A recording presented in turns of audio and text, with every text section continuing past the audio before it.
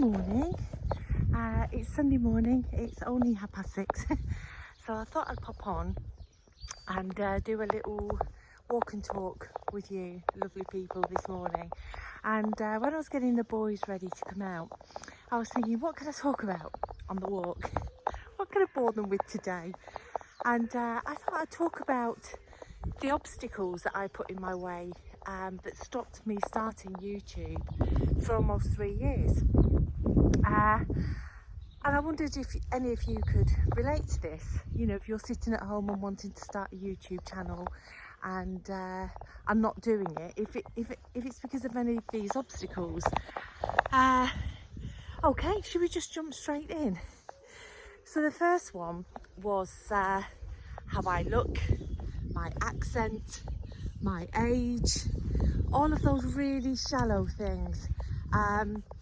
As a people pleaser, I spent I spent all my adult life as a nurse in clinical practice. So I do have a people pleasing streak that runs through me like a stick of rock. And I'm not very good with, with harsh criticism. Fine with constructive criticism, but harsh criticism. And of course, as a woman of a certain age, I am 55, I do have wrinkles, I do look a certain way, I'm not polished, I don't always wear makeup. So I was thinking, oh God, I'm just going to get pulled to pieces, I'm just such an easy target for the trolls, etc, etc. So I was getting in my own way, purely about the way that I look, which is tragic really, isn't it? It's absolutely tragic. But anyway, after giving myself a good talking to, I thought, well, actually, it's a privilege to have gotten to 55, particularly having lived through now 2 forms of cancer, one of them incredibly rare, usually terminal. Mine was found incidentally when they were looking for something else. So it's never lost on me that at 55 I'm lucky to be here. So the way that I look shouldn't really factor in, but it did. So that was the first thing. It's actually starting to rain. What deep joy. Yeah, so I made a very conscious decision when I started this channel, was I was going to just appear on camera how I would appear in real life. So for example, if I'm going out to the hospital, I live a very rock and roll life, I'd perhaps put some makeup on. If I'm not going anywhere, I won't.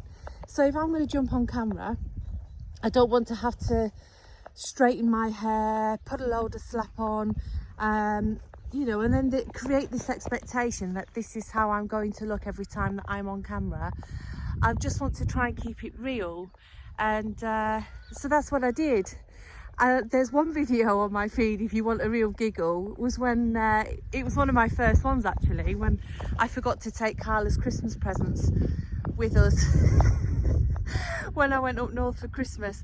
And I've literally just driven nearly 4 hours back in traffic. I look as rough as toast, and I just jumped on camera to tell you about forgetting Carla's Christmas present. So when I watched it back, I was thinking, oh my word, I look dreadful.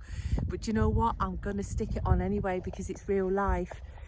So I'm not gonna lie, it was hard at first because you have to watch the videos back to do the editing. And I'm so self-critical. We are, aren't we? You know, pull myself to pieces. And I thought, you know what?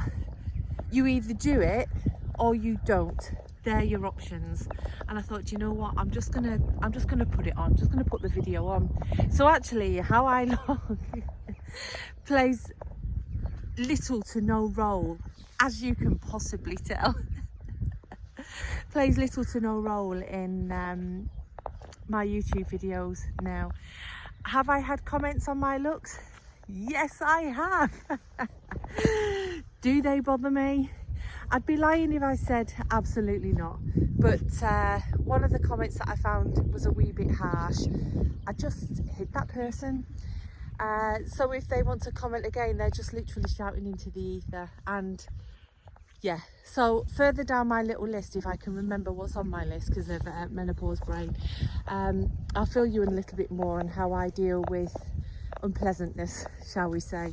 So that was the first obstacle in my way, getting in my own way, was about my looks. So I'm going to jump on to number 2, but I'm going to have to put the boys on the lead. Just let me show you them, they're so cute. So there's Albert. Albert, have you managed to find the mud? And where's Ernie? There. Oh my word, they're just everything. They're just everything. Anyway, so the second point was everything that I was listening to on YouTube, everything I was reading online suggested that in order for you to have a successful channel, you need a niche. And I was thinking, well, I don't really have a niche. I don't do rock climbing, sailing, watercolours, you know, anything that I could finally hone down to call a niche as such. And I was thinking, who would want to listen to me when I haven't really got anything in particular to talk about that I can call a niche? And then I just thought, you know what, my niche is the fact that I'm 55. I've got 55 years worth of life experience. When we get to our age, you know, some of us have been through grief, we've been through, lived through marriages, divorces, we've brought up children, we've experienced many things that have changed our life and learned how to navigate them, that perhaps when you're in your teens, 20s, 30s, perhaps you haven't had those life experiences.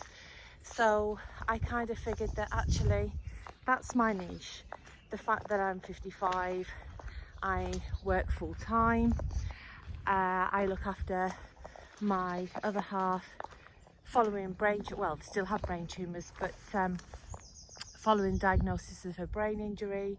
So navigating things like changing, your life changing, your relationships changing, the dynamics of your relationships changing, living with someone who didn't have a disability, then out of the blue has a disability, filling out PIP forms, dealing with adaptations around the house. These are all experiences that, although we may think are not interesting to anybody, somebody out there may find it helpful.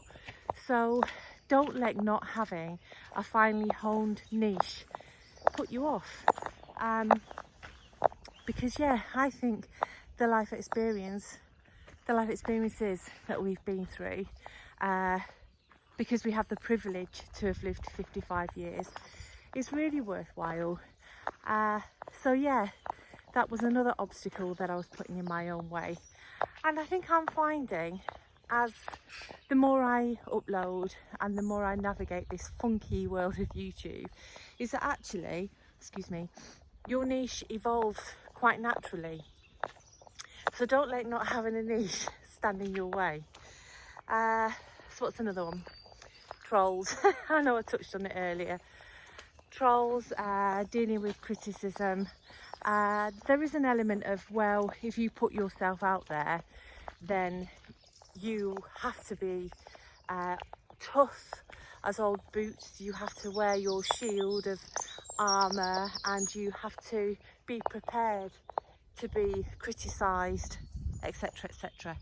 And I'm fine with being criticised if it's constructive criticism.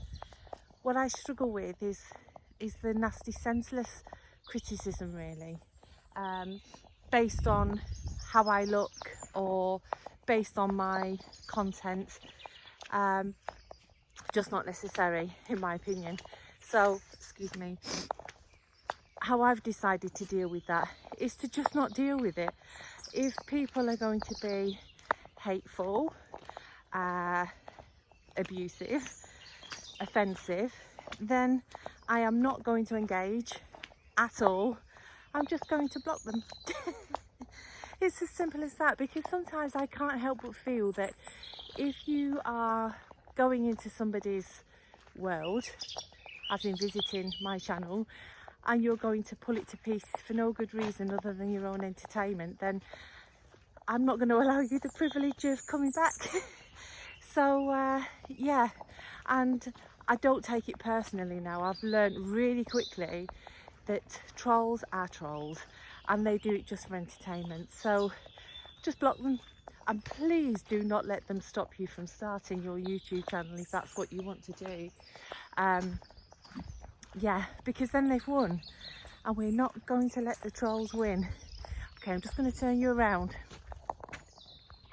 and you're back. So one of the other obstacles I put in my own way was not having time. I have a really busy life, as you know, and most people do, lots of people do, for one reason and another. But I was thinking I'm just not going to have time to squeeze this in, and it was just an excuse.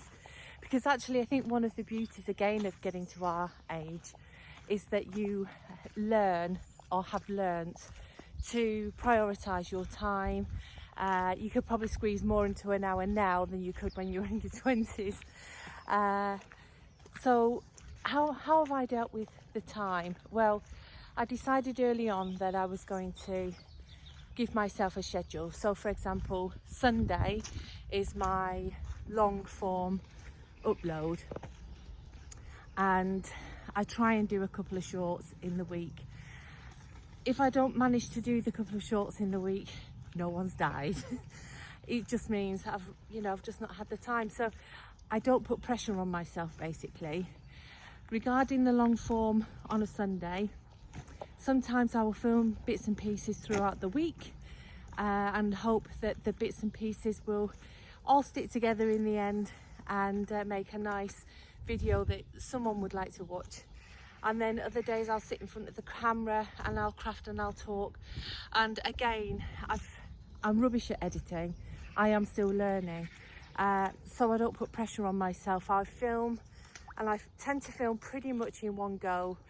Or if I don't film in one go, I stop and start, and that's pretty much stop and start the filming, and that's pretty much the extent of my editing.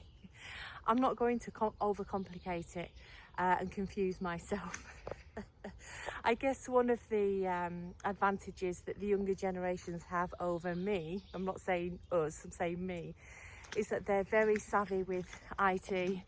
I am not, so I was starting from grassroots up, basically. So time, yeah, I just make the time.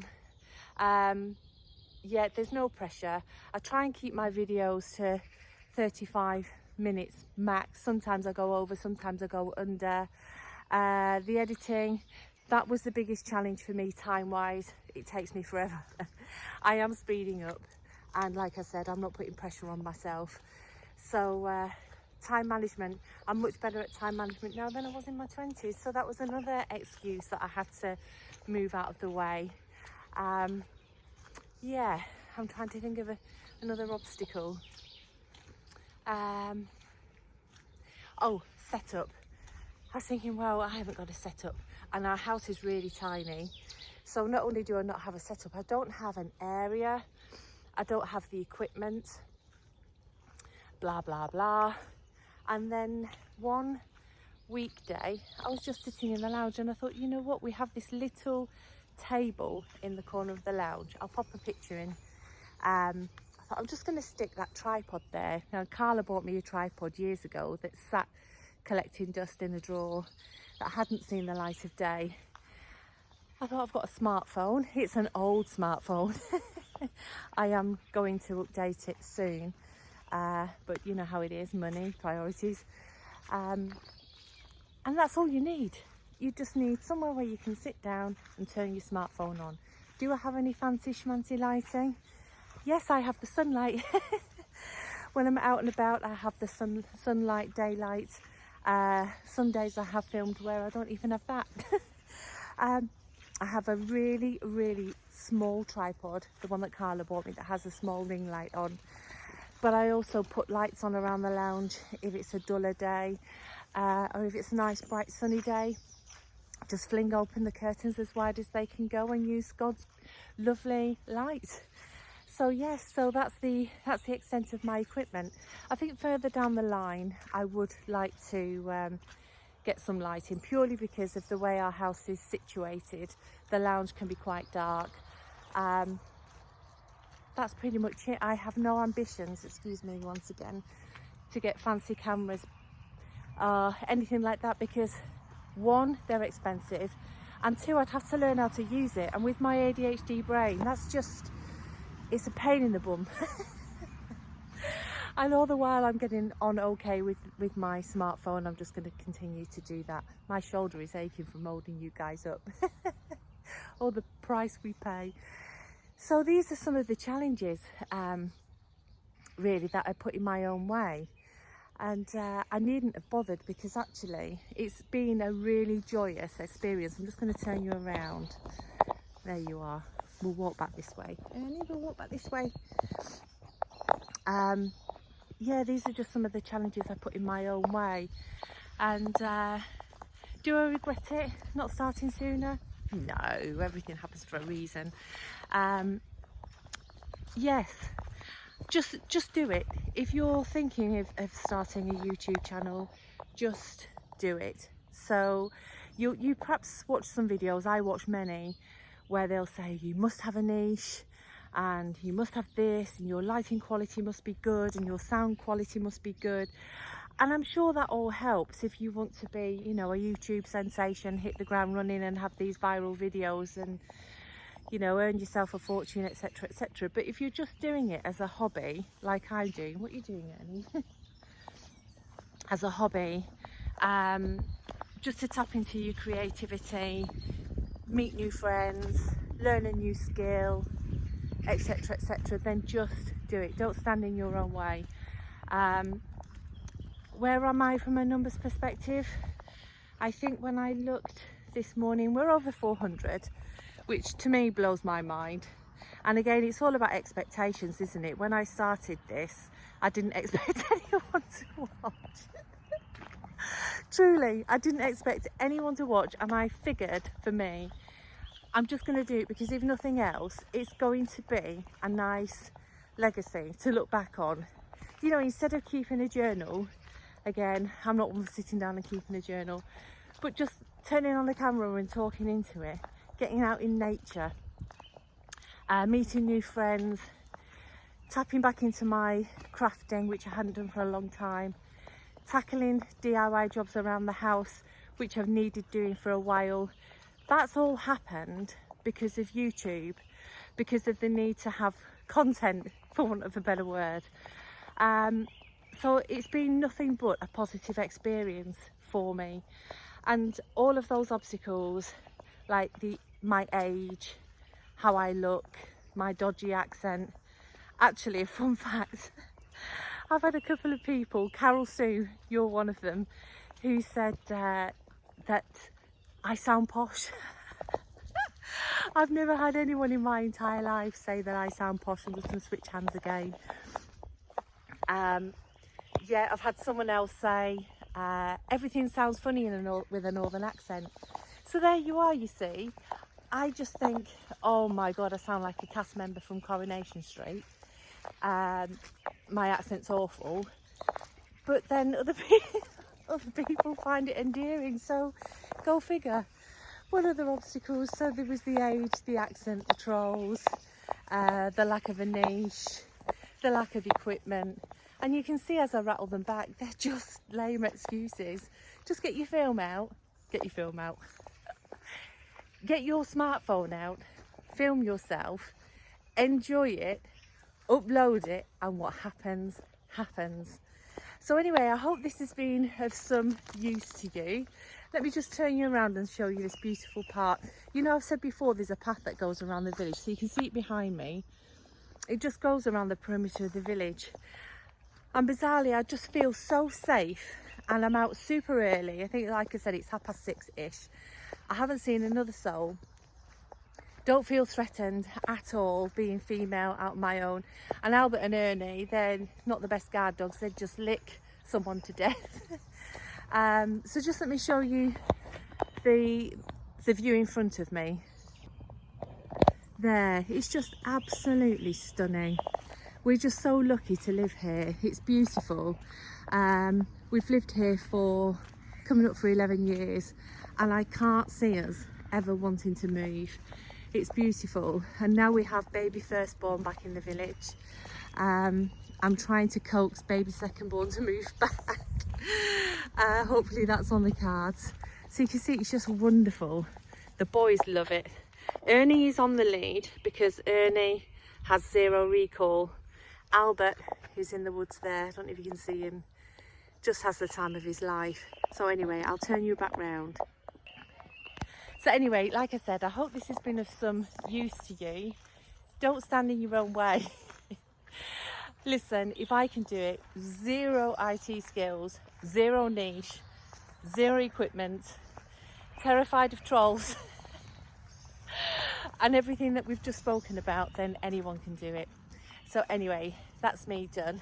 I'm gonna have to bring this video to a close because it's starting to rain and I am freezing and I'm getting a crook in my shoulder from holding the phone. So have a lovely, restful day, everybody, and always lots of love.